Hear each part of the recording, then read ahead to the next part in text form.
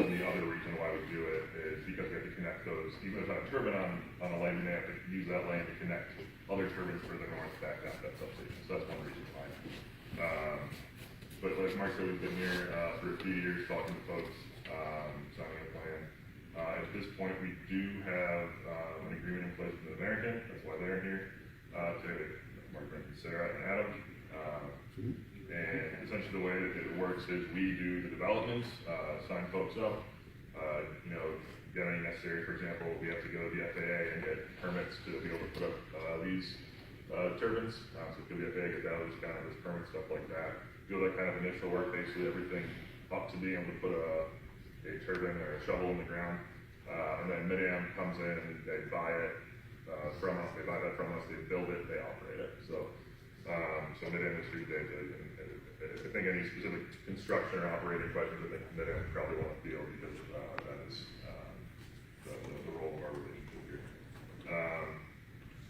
So I'm going to try. I heard a lot of things here. I'm going to try to develop. If I don't want to force questions or any more comments to a few things. So one thing, just over the people asked how many there are going to be. So our project is slated to be 70 turbines. Is the size of it?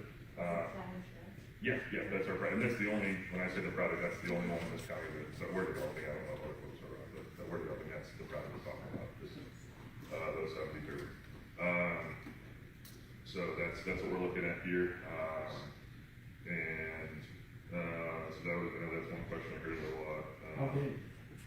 How big are the turbines? Yeah. 2 megawatts and 4.2 megawatts. The bigger of the two would be just under a tip, what we call tip height, when one of the blades points straight out, would be a little under 600 feet.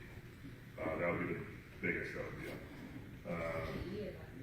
Those are Vestas units. It's a B110 and a B150, I think is. And to be, it's not final, but that is the most likely. What's the nacelle height and the blade diameter? I want to say it's 105 meters is the hub height and 150 meters is the rotor diameter.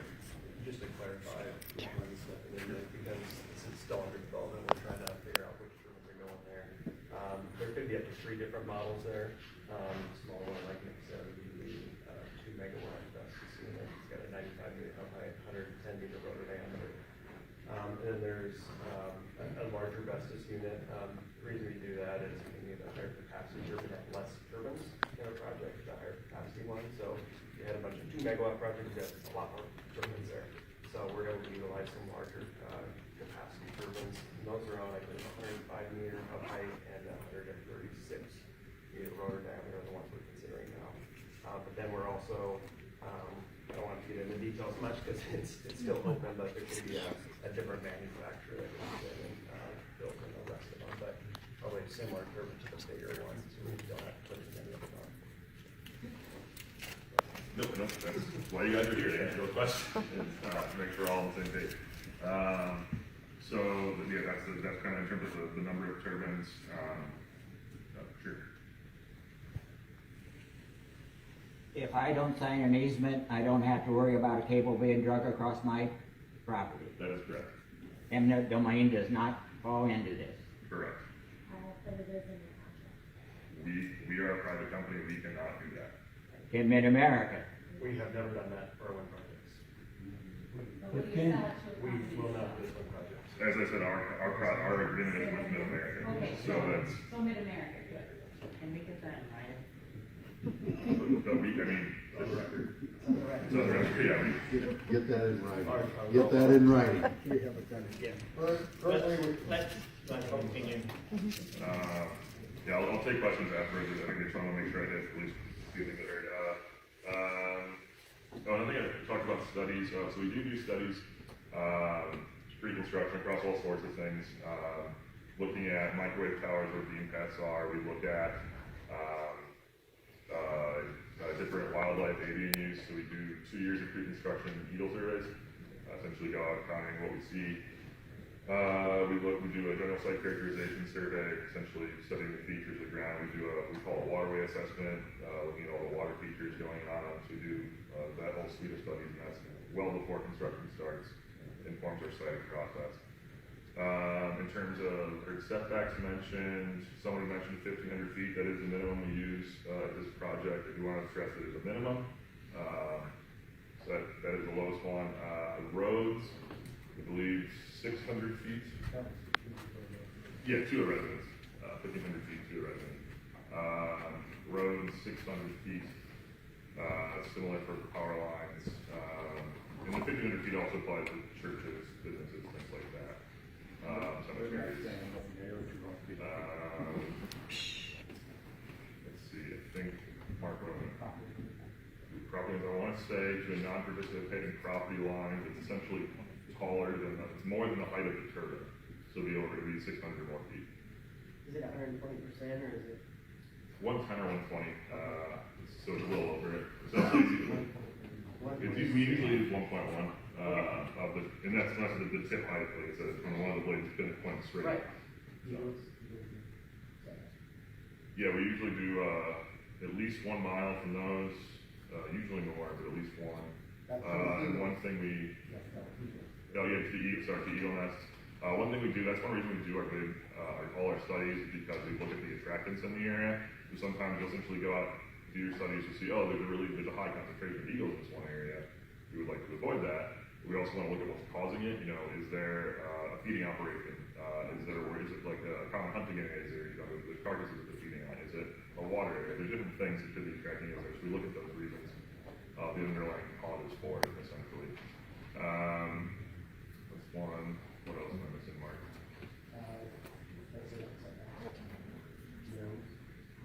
Yeah, so we do pre-construction, sound and shadow studies to see what the anticipated effect is. We have an American, essentially what we have to design, what we have to site to, given the turbines that we plan on using, and essentially keeping those proper distance away. Let's see. And I don't know if Sarah has any specific things about construction or operation. I think the aerial applicator, if you want to talk about that from. Yeah, so we've got 2,600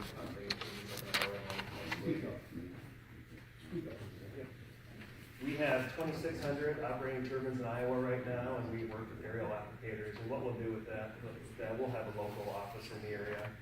We'll have a supervisor there, and the technicians work out of.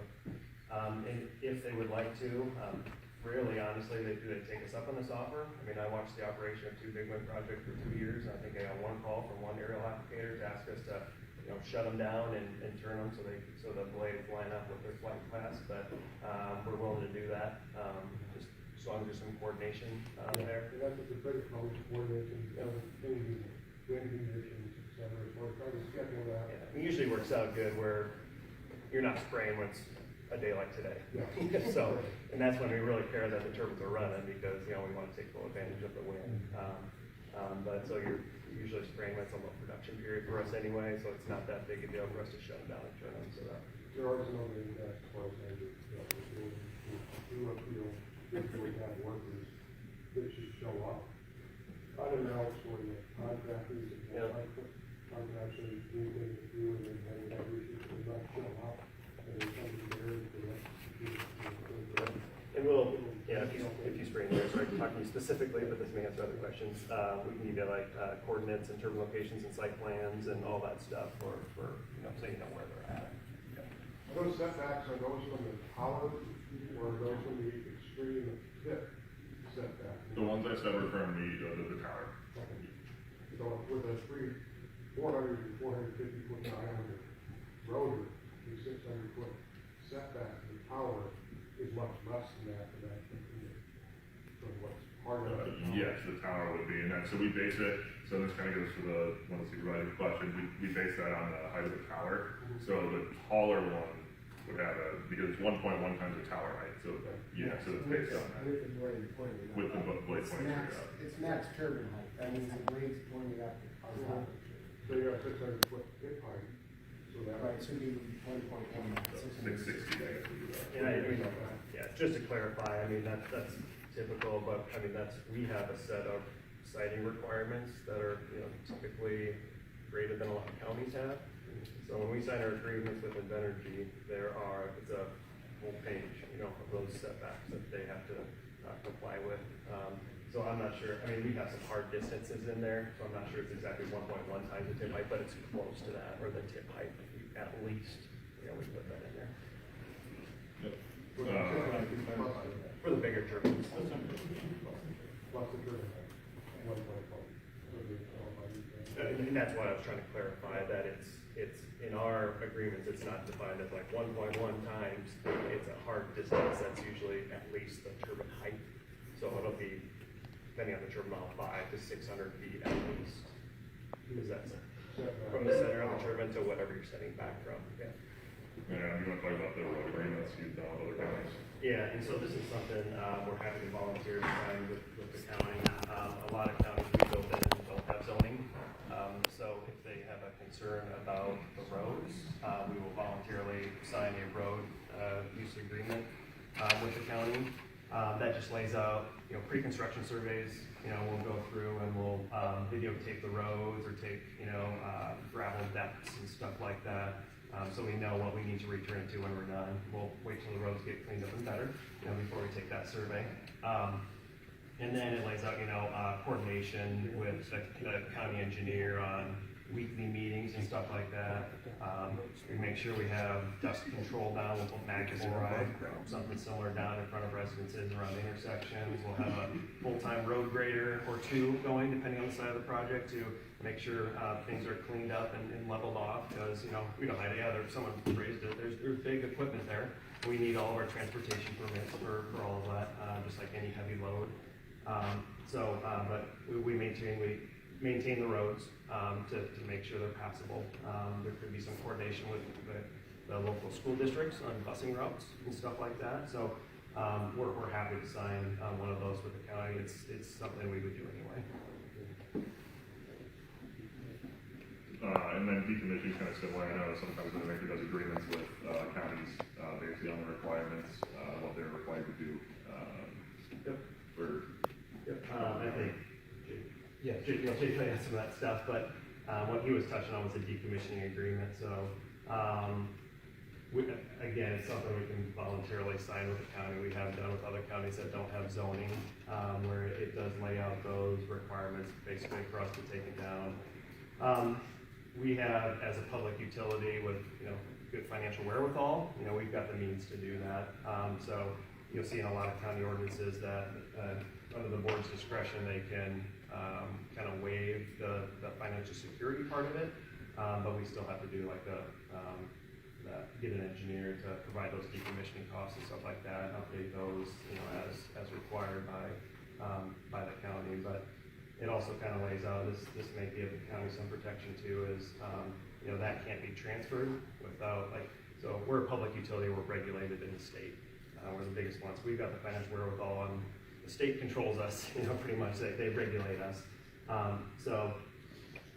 Some companies, set up, single-purpose LLCs, and they don't have much financial wherewithal behind, that name or that company. So there can always be the pre-approval of that decommissioning plan to a different entity if it was transferred. On that note, we have never transferred a wind project. We've been building these since 2004, and we own them and operate them all still.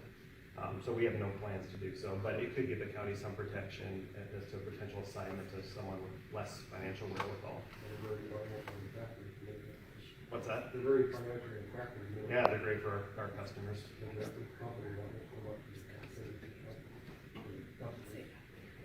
Yeah, we're proud to have. I know this may not be Mid-American Silver Territory, but our rates are 33% below the national average, and we rarely raise our rates. So this is one thing we've been able to do to benefit not only our customers but the community.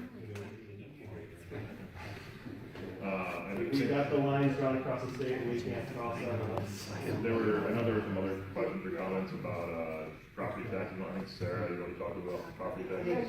The engineer has some. Oh, sure, sorry. Yes, you. I was just curious how much money you guys will give to the engineer's office as a retainer, just in case there's gravel road. You're not getting bags full of cash.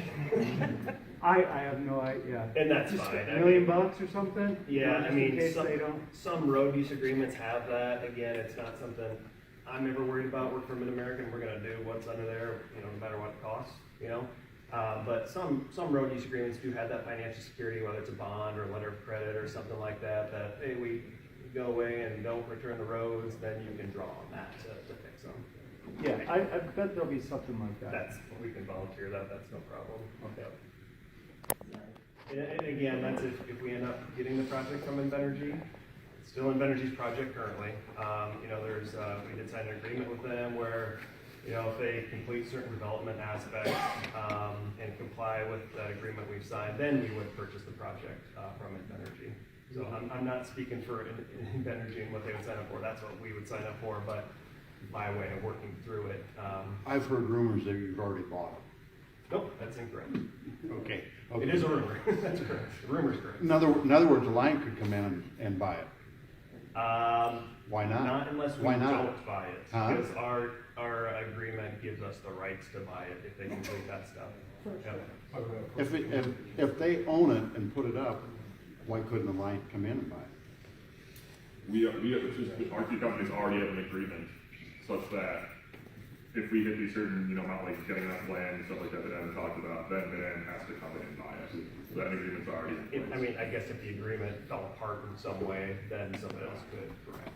Okay, let's talk about property. Thanks, Sarah, you wanna talk about Yeah, that? yeah, so, if Mid-American goes ahead and put this project is planned. Please stand up and turn around, please. Thank you. Sarah Bullingham, Mid-American Energy. So if Mid-American proceeds with the purchase as planned, we estimated property taxes to the county to be about $100 million over the next 40 years. Break that up to about 2.5 million every year is what we're estimating right now. Why? And then part of the, For the first year, or because it depreciates? That's an average, right, Sarah? So if you took the total we paid over 40 years divided by 40, that's the average you get. yeah, just because it doesn't depreciate, it increases. It starts at 0 year 1, and then 5, 10, 15, 20, 25, and 30 in year 7. You get a And then- tax break off the bat. Yes, well, so it goes, the first 7 years, and then once you hit year 7, it stays at that 30%. Okay. Right, so it doesn't appreciate, so the money comes in the back end, and that's what, Yeah. Sarah's just So- giving you an average. Yeah. And I think I heard something that was incorrect too, that it's not based on, like, they depreciate over time, you know, the value of them, but the property taxes don't. They're based on the initial development costs, and they stay flat once they hit that, 30% valuation. So it's not like, your house, over 50 years it depreciates, because typically the value will go down if you pay less property taxes. It'll stay, it's based on the initial development costs and capital costs of that project. So that value never changes, that you're set at, and that, once you hit that 30%, that just keeps going. Yeah, which is something, that's what I thought of when someone mentioned they found something on the internet from Michigan. I don't know how Michigan taxes their own project. That's a very state by state, so maybe some states that could be the case, I don't know. But in Iowa, there's a state statute that essentially regulates that valuation. Yeah, just to clarify, our point was property values for other properties. Right. The Mid-American that pay the tax and increase the assessed value directly to the county. The way that wind turbines are assessed is we'll pay it, like I think someone said, an example, a cell tower. That cell company is paying for the value of that cell tower directly to the county. We do that in a similar way. There's something brought up in the easements about the property taxes. If there's any change, increase because of our wind turbines, we would pay that difference. But it hasn't. Otherwise, you just pay the taxes directly on that. Directly to the county, yep. I have a question. I think it was tested. Oh, sorry. So if I put a turbine on my property, what will my property taxes go up? They would, the way we would have to do this thing, they wouldn't, because that would go. It will not go up, so all these people are getting turbines is tax-free. Well, they're not paying, the landowners are paying that increase, the company is paying it, so they're paying, so if Mid-American comes in and buys this project, they would be paying that tax. I think he's talking about, was it payment? No, They would be paying their annual limit, they would be taxed on that, that's a revenue to the land. Yeah, but the property taxes, like if I put a building up, my property taxes go up. They're getting $1 million project put on their property, and they go consequences. Good. Because they're paying the taxes for it. Yeah. They don't own it. Why are they paying the taxes? They don't own it. I'll keep that in mind next time I put a building in. That 40 years based on a 40-year expected lifespan, Yeah. and what if it's repowered? That's somebody's had to be repowered at 10 years, 12 years, because they've been collapsed as well as they were just reset. Or they're on their past trade-offs and benefits, you know. Yep, so Mid-American is repowering some of our older projects right now, which kind of shows our commitment to, you know, the longevity of these projects and these turbines. So, the property taxes will continue on into the future, yeah. Is that based on the new value then? No, the values don't change from repowering. There's a state ruling on that from the Department of Revenue or something like that. Sounds like the advantage of repowering is you get to use the tax subsidy. I don't think it's defined, you could, but we don't. Yeah. Right. I don't think very clear. Careful, it is there, because it's really the only reason you repower. Start back at year one, you mean? Yeah, you get, well, you get a new tax credit from the federal government to that, to the company, to that. Yeah, we've repowered, 4 or 5 projects in the last 2-3 years and it did reset. How old were those projects that you're repowering now? 12-ish years old, I mean, different. So that's about how long they last then? No, this was more of an opportunity to increase the productivity, extend the life. So we did some foundation work, we put some little longer blades on that, you know, pick up at lower wind speeds, that type of thing. So, being able to attack it. There's a truck maybe. You know, you say all these things, but yet, you know, if you go online, you can read that like in Champaign, Illinois, you guys said you pay all the taxes, but you're $430,000 behind on paying taxes. So what am I supposed to believe? So in Champaign, I think what you're talking about is that project was bought by Paracon. They sent the check. The county did not realize that the owner had changed, and they had it and didn't realize it became the end of time. And then ever since that happened, I think this was 2 years ago, I've heard that story pretty much everywhere I've gone. No, I understand. That's one reason we come out here and do these. We meet with folks. We want to hear what the concerns are, because frankly, a lot of times, if you've read the one worst case scenario, either it was the one time or it wasn't actually true. That happens too. Like one thing I've heard a lot is that we have some sort of gag rule where you can't say anything bad about us. That's actually not true. I mean, I don't want you to say bad things about us, but you're welcome to. The only thing I think people should, what people are talking about is they can't talk about the terms of the agreement, namely the financial terms, the same way you would with any other contract that you have, and keep those terms confidential. But in terms of talking about your feelings about the project or something like that, we don't control that at all. What happened? Terms of the agreement. What happens if somebody does tell you how much they're getting? What would happen then? Because is it a breach of contract? It could be, yeah. I don't think it hasn't really happened much to my knowledge. We would, look at it as it happens. But no, I think that's a pretty open secret in any project, how much it is. that's kind of where I was going next. Was it becomes an open secret? So it is something we have, but we're not going to go take people to. Are the contracts public? Can they be looked at to see what those terms are? Not financial, but any other bag orders, financial, are those actually available to somebody to look at outside of the contract? You mean like a blank contract? Pardon? Not one that they've executed with Yes, somebody, but a something blank like that, one? where you can see a blank one, so that people can see what the terms of that contract are, for those people that are.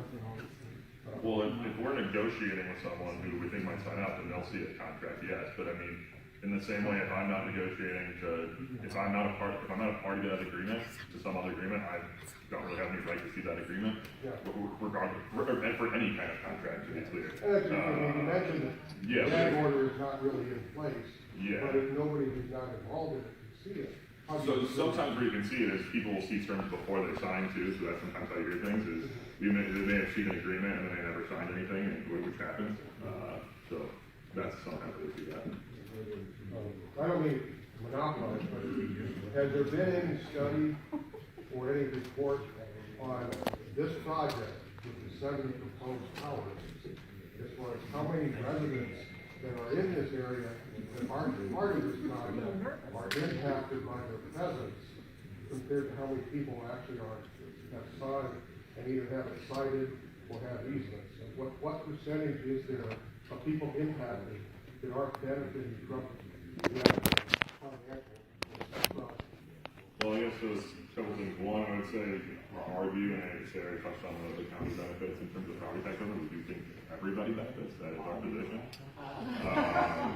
And then, but besides that, no, I mean, I don't have those numbers offhand of who is currently signed up versus who's not. There's one county where it showed about 280 roughly residents that were impacted by 194 turbines, and there was only 26 actual landowners benefited. It was less than 10% benefit at the expense of 280 residents. So it's just, I'd just like to see what this impact is for this project. I don't know what the number is right now offhand. What landowners versus not. Sorry, I just want to point out, the signatures I provided, we got 40% of pilot township landowners agree to meet a half-mile setback distance from non-participants. A half-mile setback distance from non-participants.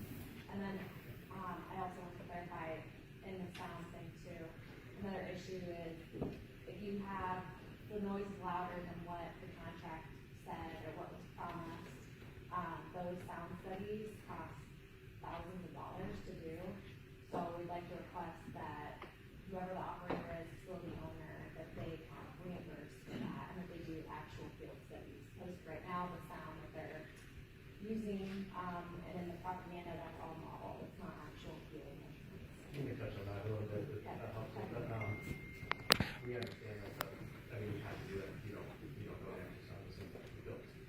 So you had to do that sound, studies first, but then Mid-American has went out after the fact, after they've been up to confirm those studies, and they are very tight, very good. What are your decibel levels? We keep everything below, I think the requirements are below 50, a lot of counties do have 50 to 60, at that range, if people have that in their ordinances. Counties have that in their ordinances. Can you speak to, do you have any agreements with counties that do compensate those sound studies afterwards? If it's upon request, like if I say it's really loud, I'd like a sound study done. I don't think so, we're 27 counties right now, so I can't remember every single county, that's my point, but nothing comes to mind where we would have that. I think one issue there is, anybody can say to a sound study, then we pay thousands of dollars to do that, and once it doesn't come back, versus it's not a due pay for that, so there's a, kind of go both ways. Just want to keep shot thousands of dollars for, what can you do that kind of situation. Sorry, when you take the videos of the road, are you also taking videos of the farmlands? It said that upon decommission, it will be restored to original condition. Who determines what original condition is? And are those videos turned over to the board, or who else? I think that's I think, one thing I wanted to touch on is, having control over what someone else does with their property as far as decommissioning. I think the main point of the decommissioning plan is to dig the roots down. But if you took a grain bin down and there's still like concrete there, you want someone to come in and say you have to remove that concrete from your property? Yeah. So I think the main point that people want to accomplish in a decommissioning agreement is to take the towers down if they're done operating. Then it's between us and the landowner as to how deep you go, what you remove, what you keep there, that type of thing. And that is covered in the easement agreements. Somebody brought up 48 inches there.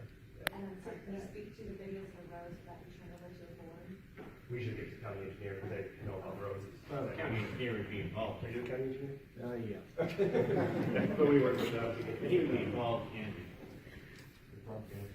Oh, yeah. videotaping the road, and if not, we would do our own. Yeah, what we usually do is hire a third party, surveying company to come in and do that. They'll usually take a minimum of do a video of that, and a lot of times we'll take, gravel depths at certain spots on the way, just to make sure we're putting enough gravel.